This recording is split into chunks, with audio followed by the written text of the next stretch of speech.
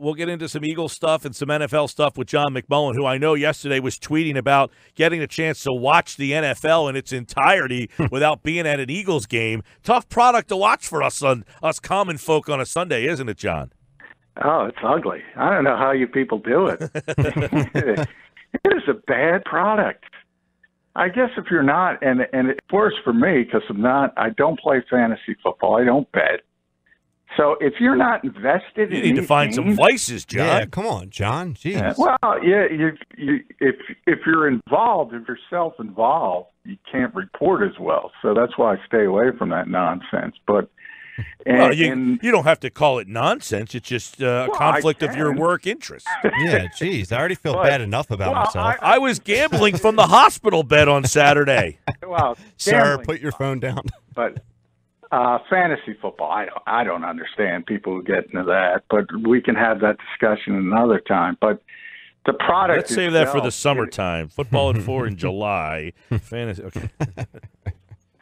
The product itself is ugly. It is really bad. And I don't know if, again, because as you go through, and I date myself all the time when I say these things, if you see a different generation of football, it was so much more entertaining. Well, what was the cause of that? Well, why don't you think it's entertaining? It's over legislation. There's so many flags on the field. I was just talking about this with Josh. So that's a big part of it. A lot of it is self-inflicted. A lot of it you can't help because of the safety issues. But put that aside, a lot of it's self-inflicted as well. Perfect example is putting pass interference on replay and this point of emphasis on holding calls. Holding is unbelievable up in the NFL. And then I would say a lot of it has to do with the lack of preparation time, and that has to do with the 2011 CBA, and I don't think that's getting scaled back because that national game at 4 o'clock was Vikings-Bears. There's flags all over the place, but then when you look at it, yeah, guys are grabbing jerseys. I mean, in another era, if it's not involved in play, they're not going to call it, but they're told to call it now. So, I mean, the officials, I always preach this, they're doing their job. You're not mad at the officials. You're mad at the rules. And by and large, I'm talking to people because they're doing what they're told to do. And what they're being told to do is insanity. And you saw it. I mean, from the start of that game, I think it was the second or third play when Mitchell Trubisky gets hurt. That play, he fumbles the football, Minnesota recovers. There's a holding call, and he grabbed his jersey, but it was way on the other side of the field. You know Mitch Trubisky, he's not looking at the other side of the field. The head is down. That play is over. So it had nothing to do with the play, but they're told to call that stuff now.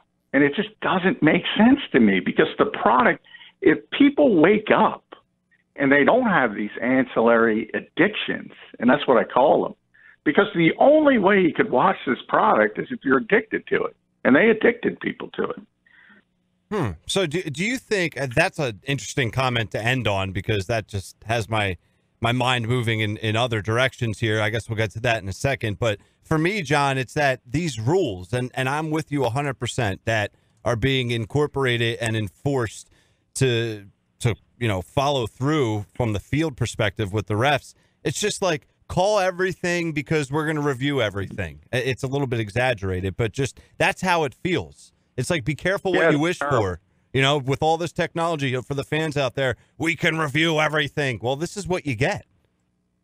Yeah, and there's this hesitancy, too, from the official standpoint, where you'll see, like, that's an obvious non-fumble or, his knees are down and the ball comes flying out, but they let the play continue because they're frightened or vice versa. So I think there's two issues with that. It creates a hesitancy in the officials because they're afraid to blow something dead. So that can work both ways. Yeah, I don't like instant replay in any sport. I think it's bogged down baseball. I think baseball instant replay is atrocious. And, I got into this with another radio host on Twitter over the weekend. If you think about the history of this game and the most famous play in the history of the NFL is called the Immaculate Reception in one city and the Immaculate Deception in another city. Now, imagine, obviously, that's football lore. That's where it starts. As I said, that's the number one play people look at. Now, imagine if that's in this era, and I got the 37 high-definition cameras, and Franco Harris, the ball hits the ground right before. What is that? That becomes a line item in a play-by-play sheet. It's overturned. Now it's the most important play, arguably, in the history of football. People still talk about it. People still argue about it. The NFL 100 just named it the best play in its history. Exactly. Now imagine if it was overturned. It means nothing. So I understand. Look, if you're a fan and your team gets screwed, I get why you're upset. But we're human beings. We're all human beings. Human error is a part of sport. The players make mistakes all the time, every week, and we rip them for it. Why is the assumption officials, referees, are never going to make a mistake? Of course they are. But by and large, they do a pretty good job. And it was a better product when you weren't micromanaging anything. And I can't believe people can't figure this out. I really can't.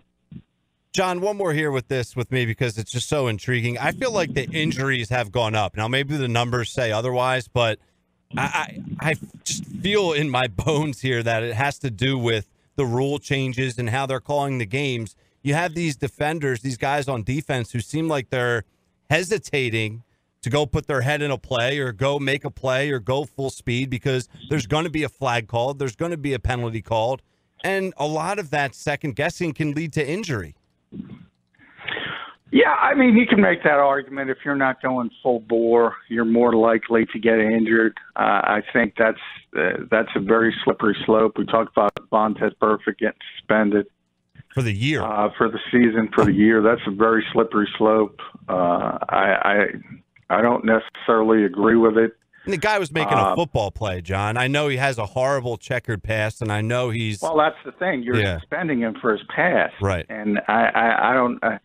But nonetheless, I mean, it's so difficult, and I think it's ironic because John Runyon hands these things out. John was regarded as one of the dirtiest players in the NFL when he played, which is ironic to me. I don't know how you fix that from the NFL standpoint because they do have so many legal issues as far as lawsuits against them. So I get why they have to do that stuff, but as far as the injuries, I think that adds into it. I think it's a cocktail of a bunch of things. I think guys are held out longer now.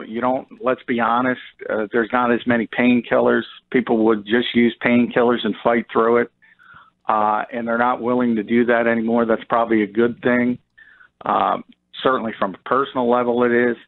So I think all of that happens, and then you have the concussion thing where independent spotters can take people out of the game. You got to pass this protocol, and it's going to keep people out certain weeks. So there's a lot of things into that mix, but you're 100% correct. I mean, injuries are a bigger deal today than they ever were before because guys, I mean, that's what football was. Hockey, too. There's legendary stories of people just playing through injury, and you don't see that anymore. The irony of the holding thing that you mentioned before, John, about how they're calling more holding is a lot of times guys are holding to protect their quarterback. The league doesn't want the quarterback to get hurt, yet they're telling them to call more holding penalties. So essentially you're telling the lineman, be worse. Yeah, well, and there's another part. There's another layered part to that as well. The league likes offense. And we just mentioned fantasy football. People get invested with fantasy football points. So they want scoring, but what's the quickest way to derail any offensive drive? You back them up 10 yards. So I will say this. If they're going to continue to call holding as much as they're calling it now, they better make it a 5-yard penalty, or you're going to see. You saw the two national games yesterday were 16-6, and what was Dallas, New Orleans, 12-10. That's not a lot of scoring, and Chicago's defense is phenomenal. but the Saints and Cowboys, they're good defensively, but you can score on them. It's bad offense, and part of it is not executing like anything else on any given week. But a lot of it is, you know what? If you get a 7-yard run, it gets called back, and you're second and 17 instead of 3rd and 3. That's a big difference for an offense. Yeah. Well, I'll tell you, John, there were some wild games yesterday. So before we get to some Eagles news and notes, let's go through just a couple of thoughts from you. Let's start with the Dallas game last night because they have been so impressive, but they had not really played anybody of substance. Last night they got a team that a lot of people liked and then didn't like because they lost their quarterback. But they looked terrible last night. Now, I've been on the Cowboys wagon here. I still like them. I know last night they didn't look good, but, you just have those weeks. But what did you see in the Dallas game last night moving forward? Well, they stopped Ezekiel Elliott, and I've been saying for years, the Dallas offense runs off Ezekiel Elliott. And if you stop him, you're going to stop them. I do think it was a good situation. I think you're right, Mike. That's a very good football team. Don't get over the top with it and assume they're not as good as they are. They're going to be in the mix the entire year. I don't think there's any question about that. But, yeah, first and foremost, you game plan to stop Ezekiel Elliott. You look at those numbers, and I just mentioned about penalties. Well, if you're holding Zeke to under 2 yards a carry and it's 2nd and 8 or 2nd and 9 instead of 2nd and 3, that's a recipe for success. And I think that's what happened last night. It's also a very difficult place to play. It's hard to win on the road in this league. It's really hard in certain places. New Orleans, one of them. But they did have an opportunity because the Saints aren't the same team, obviously, offensively without Drew Brees. So I think they'll look back at that game and be really disappointed they weren't able to win it.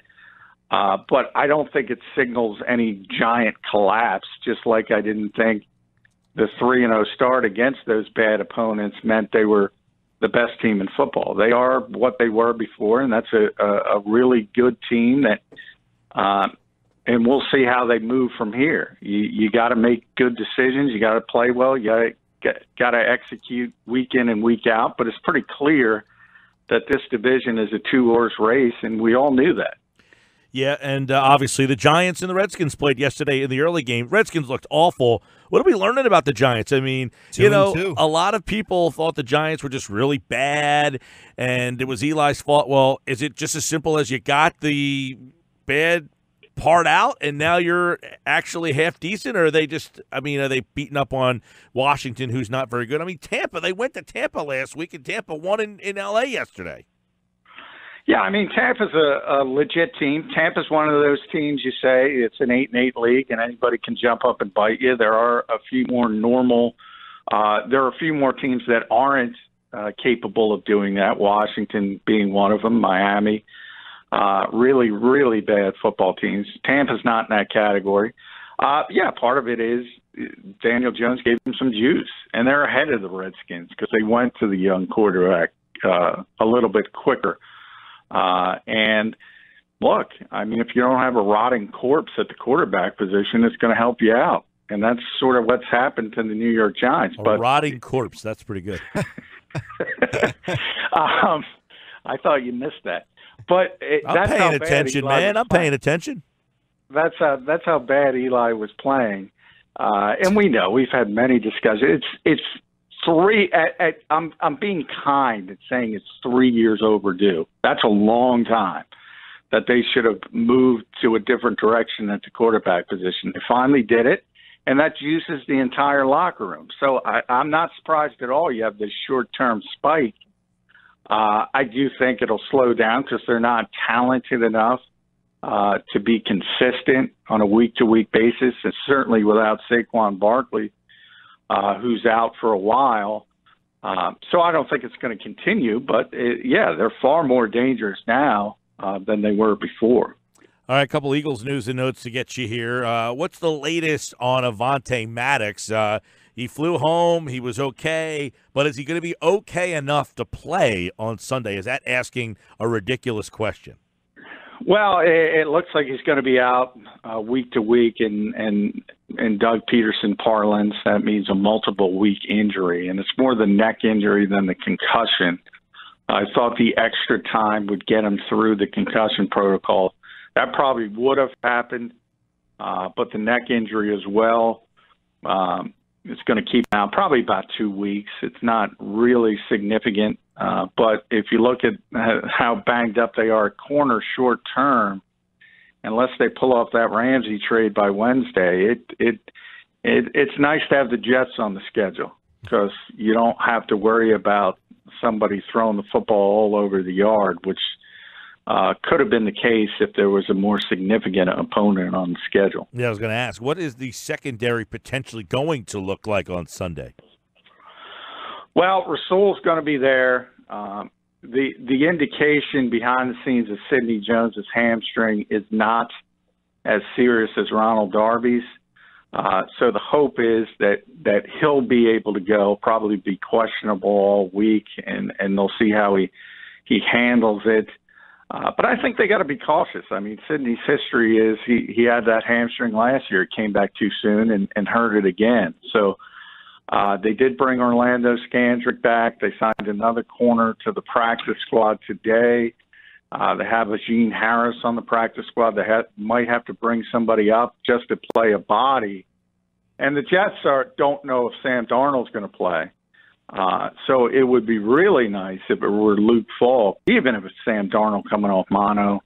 He's going to be weak. Anybody who's been through that knows you just don't wake up one day and you're feel like you did before you had it. It really wears you down.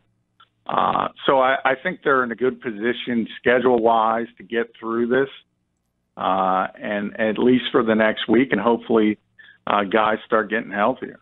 All right. Of course, we'll have that game for you live on Sunday, 97.3 ESPN, the Eagles and the Jets. Now, they just played in the preseason not too long ago, but that game was basically, all the guys fighting for jobs and all that stuff. But another game with the Jets. But an interesting tidbit on this Eagles-Jets series.